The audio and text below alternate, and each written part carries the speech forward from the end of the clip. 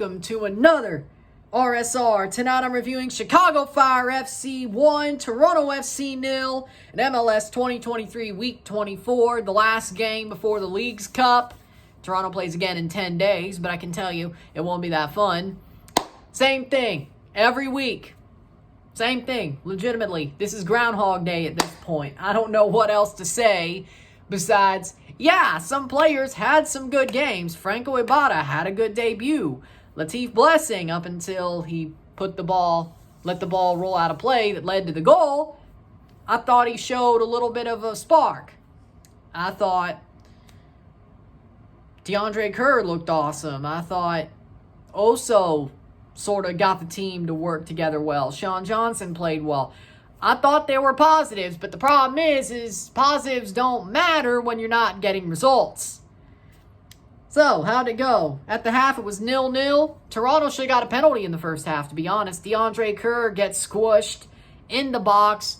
The ball isn't touched. He goes down. They don't check it. Should have been a penalty. I don't know if we would have converted it, because I don't know if there's anybody to trust converting a penalty on this team right now without Insigne Bernardeschi. But we don't get it. Goes to half 0-0. Technically, we should have possibly got a penalty in the second half as well. But again, on Servania getting fouled as he was trying to reset the play. Foul on the other way. Free kick for Chicago, not checked.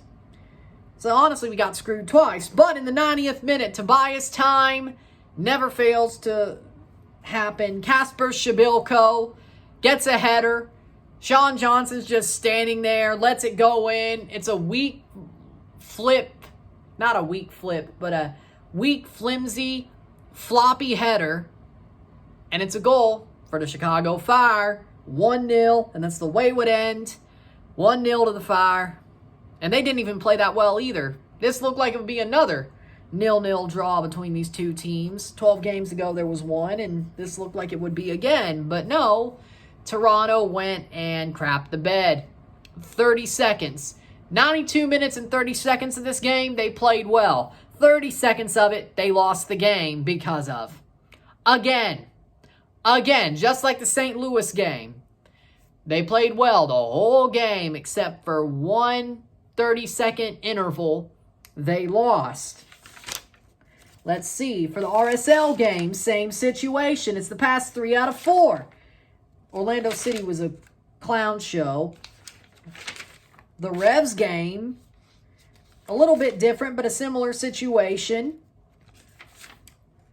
So the last 4 out of 5 games have all been similar. It's 30 seconds that loses us the game. Besides the Orlando game, it's all been the same thing.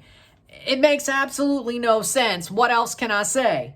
Stats are as follows. 12 shots to 11, 5 shots on goal to 1, 50% possession to 50% possession, 459 passes to 480, 85% pass accuracy to 83, 11 fouls to 12, 2 offside to 2, 1 yellow card to 1, 0 red cards to 0, 6 corners to 2.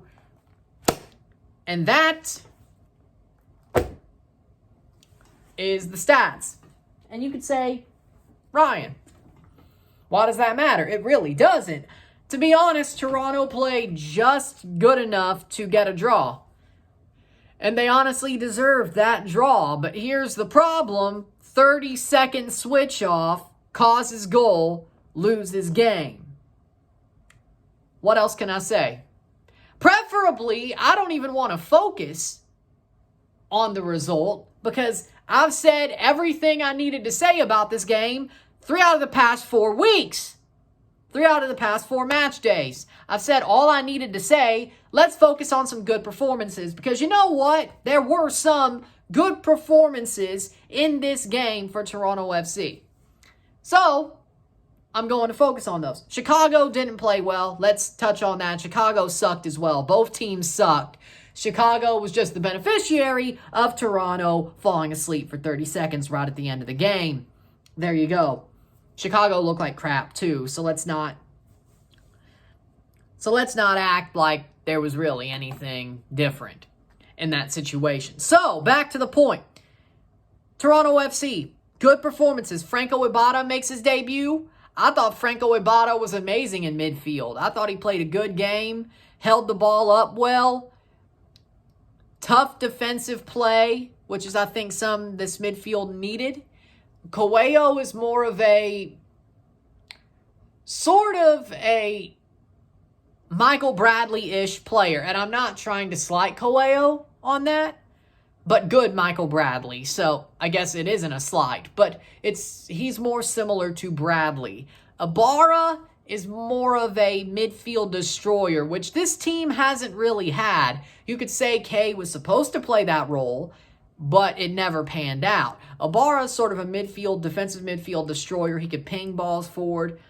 I thought he showed out why this team got him and why it's a good thing they got him on loan in this game. I thought Franco Ibarra was amazing. And honestly, even though he lost, to me, he's man of the match. I was interested in seeing how Franco Ibarra played. He played well. Unlike the last time he played at Chicago, Mark-Anthony Kaye made his debut after a trade. And guess what? He stank the joint up, and that was also what kept happening in his career in Toronto. Hopefully for Franco Ibarra, he's more of a midfield destroyer, keeps playing the way he did here, and can basically not be the reason why we suck. He does his job. Point is I want Ibarra to do his job, especially in Leagues Cup. Hopefully they have a little bit more of a answer / a new manager / all that type of stuff. Hopefully Leagues Cup, that's basically their chance to do something worth a damn and get into CONCACAF Champions Cup. They need to act like that's the case. I don't know if they will. Just try, okay? And you could say, but they tried tonight. They did. I think they tried. Problem is, it didn't do enough, you know? So I guess I won't be happy when it comes to Leagues Cup. But you know what? Again, Ibarra played well. I thought Latif Blessing, before letting the ball roll out that led to the winning goal for Chicago, I thought Latif played well. I thought he showed a spark, as I said. I thought Oso played well in this game. I thought Oso captained the team well. He did show a spark. He did give this team a lifeline, a heartbeat, as well as DeAndre Kerr. I think DeAndre played a good first half. Should have earned a penalty. I thought DeAndre looked pretty good, so to speak. Sean Johnson did his job. Mabica looked good when he came on. Of course, he always does. He should be starting. And as well, I thought Alonso Coelho when he came on. Alonso with Ibarra was an amazing midfield pairing, and I loved watching it be played. I really did. I thought it was an amazing interlink between the two players. I think Coelho and Ibarra together is a very good group of midfielders. They're two good midfielders, and they know how to play well with each other. And I thought that would be the case, but I'm glad to be right. Coelho, good job for him, and good job for Coelho and Ibarra playing together. So with that being said, yeah, I'd rather be positive here, because let's be honest, if I'm not, I could just say the same thing I've said for the past 3 weeks, or past 3 or 4 weeks. At this point, why beat a dead horse? Just why? I feel like Bill Murray in Groundhog Day. I really do. So at this point, I'd rather be positive, and there were positives in this game. Sadly enough, it doesn't matter, considering positives are just good things to help you sleep better at night when you're losing matches like this. But you know what? Maybe there's something to build on. Maybe.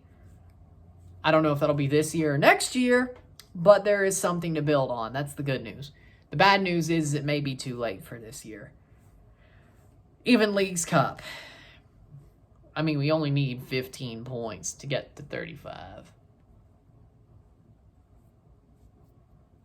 Or 16 points. We only need 16 points now to possibly have that playoff line, at the bare minimum, playoff line for 9th place. So we're not out of it mathematically, but it seems like that day is getting closer and closer. So with that being said, 30 points to go. We need half of those points. Pretty much. Probably over, but at least half. So, what you gonna do besides Leagues Cup? What you gonna do over the next 10 games after Leagues Cup? That's your question. With that being said, if you like this video, like it, share, subscribe. You know what it is. Tell your friends. Hit that like button. Hit that subscribe button. Hit that bell notification once subscribed. Send super chats on the live streams. Comment on this video. Put us in playlist. Share with friends and family. All that great stuff. I said what I said. I ain't got much to say. I'm surprised this went 10 minutes. But, yeah, I mean, why beat a dead horse? So, I'll talk to you tomorrow. I'll see you live for the Gold Cup final for Mexico versus Panama. And I'll review that game as well. I want to give a heads up. If you are in a city where your Fox station is owned by Nexstar Media Corporation and you have DirecTV or Dish, you will not be able to watch the Gold Cup final on terrestrial TV, on satellite TV.